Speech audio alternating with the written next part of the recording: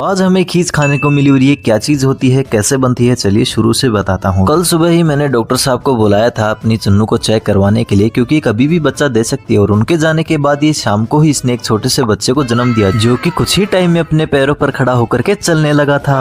अगले दिन सुबह उठते ही मैं चला जाता हूँ अपने बालों को कटवाने के लिए, क्योंकि इस भरी गर्मी में भाई साहब मैं इनसे बहुत परेशान था। फटाफट से कटिंग करवाने के बाद में मैं अपने घर आ जाता हूँ। घर आते ही हमें खाने को मिलती है ये खीर। ये खींच भैंस के बच्चा देने के बाद दूसरे दिन निकाले हुए दूध से बनाई जाती है और इसके अंदर वसा की मात्रा सबसे ज्यादा होती है और खाने में तो भाई मिल्क केक से कम नहीं लगती। फटाफट से नहा धो करके मैं भाई सब अपनी ड्यूटी देने लगता हूँ आज यहाँ पर इस भरी गर्मी में पेड़ के नीचे। ये ड्यूटी मैं दे रहा हूँ इस छोटी बच्ची के लिए और चुन्नू के लिए, क्योंकि ये बच्ची जो है अभी काफी ज्यादा छोटी है। छोटी होने के कारण कौवे, बिल्ली या फिर कुत्ता जो भी मांसाहारी जीव है उनसे इनको बचाना बहुत ज्यादा जरूरी है। ऊपर से भरी गर्मी, लेकिन एक बात तो है, छोटे बच्चे बड़े ही प्यारे लगते हैं, फिर चाहे वो गधे की ही क्यों ना हो। खराब हो जाएगा मैं अम्मा बहन पे आ जाऊंगा। जैसे ही वह दोपहर खत्म होती है वैसे ही हमारे लिए बील का जूस बन करके तैयार हो जाता है और हम जूस पीते हैं। जूस पीने के बाद में ड्यूटी लग जाती है मेरी मैनी को लेकर, क्योंकि जब से चुन्नू को बच्चा हुआ है तब से मैनी को तो कोई पूछ भी नहीं रहा। ये ड्यूटी में चीकू को संभला देता हूँ, क्योंकि अभी अभी जस्ट एक गाड़ी आई है बाजरा लेने के लिए, क्योंकि हमारे कुछ एक्स्ट्रा बाजरा बचा हुआ था जिसे बेचना है। और भाई ये बाजरा भरते भरते मेरी हालत खराब हो चुकी थी, क्योंकि धूल ही इतनी ज्यादा उड़ रही थी। फटाफट से गाड़ी लोड होने के बाद में यहाँ से रवाना हो जाती है। और हाँ, अब तो चीकू की आँख की सूजन भी एकदम कम हो चुकी है और एकदम हैप्पी है। हैप्पी क्यों ना हो, इसके साथ खेलने वाले एक नया मेहमान जो आ गया। मिलता हूँ आपको नेक्स्ट व्लॉग में, बाय बाय।